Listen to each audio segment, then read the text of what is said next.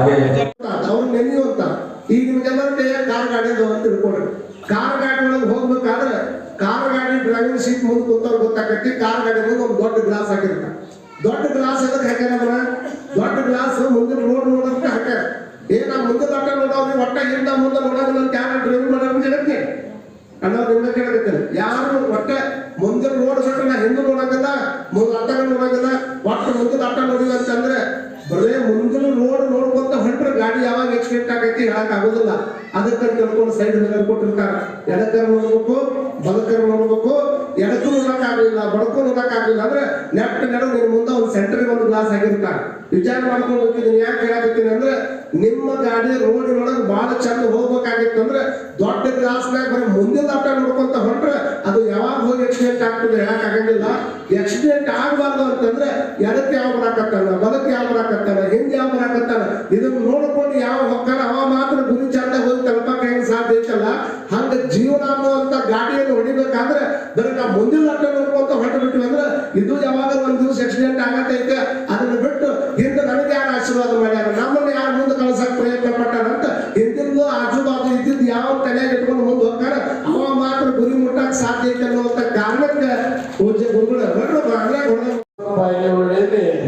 ಪ್ರತಿ ವರ್ಷ ಪ್ರವಚನ ಹೆಂಗಿತ್ತಂದ್ರೆ ಪ್ರತಿಯೊಬ್ಬ ತಾಯಂದಿರು 5 ನಿಮಿಷ ಸಹ ಬರ್ತಾರಂತ ಒಂದು ವಿಚಾರದಲ್ಲಿರುವಂತ ಒಂದು ಪ್ರವಚನವನ್ನು 20 ವರ್ಷಗಳವರೆಗೆ ಬಸವಣ್ಣ ಬಾಗೇವಾಡಿಯಲ್ಲಿ ತಾವೇ ಪ್ರವಚನವನ್ನು ಹೇಳಿದರು. 6 ತಿಂಗಳವರೆಗೆ ಬಸವಣ್ಣನ ಪ್ರವಚನವನ್ನು ಹೇಳಿದಾಗ 6 ತಿಂಗಳವರೆಗೆ ಎಷ್ಟೊಂದು ಜಾಗೃತಿಯಾಗಿ ಬಸವಣ್ಣ ಬಾಗೇವಾಡಿ ಜನರಿಗೆ ಅಣ್ಣ ಬಸವಣ್ಣನ ಬಗ್ಗೆ ಸಾಕಷ್ಟು ವಿಚಾರಧಾರೆಗಳನ್ನು ನಡೆಸಿಕೊಟ್ಟಂತ ಪೂಜ್ಯರು ಯಾರಾದ್ರೆ ಅದು ಮುರುಗೇಂದ್ರ ಪೂಜ್ಯರು ಅಂತ ಹೇಳ್ತಿದ್ರು. ನಾನು ಹೇಳಬೇಕಾಗ್ತಾ ಇದೆ. ಆಮೇಲೆ ಮುರುಗೇಂದ್ರ ಮಹಾಸ್ವಾಮಿಗಳಲ್ಲಿ ಮಾತ್ರ ಅನ್ನೋದನ್ನ ನೀವೆಲ್ಲ ಕೂಡ ಅರ್ಥ ಮಾಡ್ಕೋಬೇಕು. ಬಹುಶಃ ಎಲ್ಲರೂ ಕೂಡ ಮಾತಾಡ್ತಾರೆ, ಆದ್ರೆ ಬೆಳಗಿನ ವಚನಗಳನ್ನು ಬಿಡಿಸುವಂತಹ ಶಕ್ತಿ ಬೇಕಲ್ಲ. ಒಬ್ಬೊಬ್ಬರಲ್ಲಿ ಒಂದೊಂದು ಕಲಾ ಇರ್ತದೆ. ಈಗ ಕರ್ಣ ಹಸಿಗೆ ಅನ್ನುವಂತಹ ಪ್ರವಚನ ಅಂದಾಗ ನಮಗೆ ನೆನಪಿಗೆ ಬರೋದು ಯಾರು? ವಚನಶಿಲಾ ಮಂಟಪದ ರೂವರಿಗಳಾದ ಚನ್ನ ಬಸವ ಅಪ್ಪಗಳು. ಬಸವ ಪುರಾಣ ಅಂದಾಗ ನಮಗೆ ನೆನಪಿಗೆ ಬರೋದು ಯಾರು? ಮುರುಗೇಂದ್ರ ಮಹಾಸ್ವಾಮಿ. ಅದರೊಳಗೂ ಸಹಿತ ಅಲ್ಲಮ ಪ್ರಭುಗಳ ಬೆಳಗಿನ ವಚನಗಳನ್ನ ಅವ್ರ ಬಾಯಿ ಒಳಗೆ ಕೇಳಬೇಕು ನಾವು. ಅವ್ರು ಯಾವಾಗೋ ಒಂದು ಕಡೆ ಮಾತಾಡೋದನ್ನ ಕೇಳಿದ್ದೆ, ಮುಳ್ಳಿಗೆ ಮುಳ್ಳು ಹಚ್ಚಿ ಬರಕ್ ಹೋಗೋದು ಅಂತ ಹೇಳ್ತಿದ್ರು ಅವರು.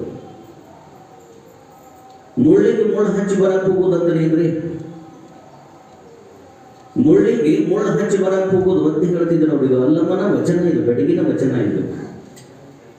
ಮತ್ತ ಅವ್ರು ಹೇಳ್ತಿದ್ರು, ಬಂದ್ರೆ ಬರಂಗಿಲ್ಲ, ಬರ್ಬೇಕಂದ್ರೆ ಬರ್ತಾರ. ಮುಳ್ಳಿಗೆ ಮುಳ್ಳು ಹಚ್ಚಿ ಬರಕ್ ಹೋಗೋದು ಅಂತಂದ್ರೆ ಏನು ಅಂತ ನಾವು ಕೇಳಿದಾಗ ಅವ್ರು ಹೇಳ್ತಿದ್ರು, ಈ ಮುಳ್ಳು ಬದನೆಕಾಯಿ ಅಂತ ಬೆಳೀತಿದ್ರು ರೈತರು. ಈ ಮುಳ್ಳು ಬದನೆಕಾಯಿ ಅಂತ ಏನು ಬೆಳೀತಿದ್ರಲ್ಲ ರೈತರು, ಆ ರೈತ ಮುಳ್ಳು ಬದನೆಕಾಯಿ ಹಚ್ಚಿದಂತ ಇನ್ನೊಬ್ಬರು ಅದನ್ನ ಹರ್ಕೊಂಡು ಹೋಗಬಾರ್ದು ಅಂತ ತಿಳ್ಕೊಂಡು ಅದಕ್ಕೆ ಮುಳ್ಳಿಗೆ ಬೆಲೆ ಹಾಕಕ್ ಹೋಗಿದ್ರಂತ. ಅದಕ್ಕೆ ಮುಳ್ಳಿಗೆ ಮುಳ್ಳು ಹಚ್ಚಿ ಬರಕ್ ಹೋಗ್ಯಾನ ಅಂತ ಅವ್ರು ಹೇಳ್ತಿದ್ರು. ಅವ್ರು ಭಯಾಗ ಕೇಳೋದ ಒಂದು ಅದು ಬಹಳ ಚಂದ. ಲೇ ತಮ್ಮ ಅಂದ್ರೆ ಮುಗಿದು ಹೊತ್ತದು. ಇಲ್ಲೇ ಹೋದ ವರ್ಷ ಯಾವಾಗೋ ಒಂದು 3-4-5 ವರ್ಷದ ಹಿಂದೆ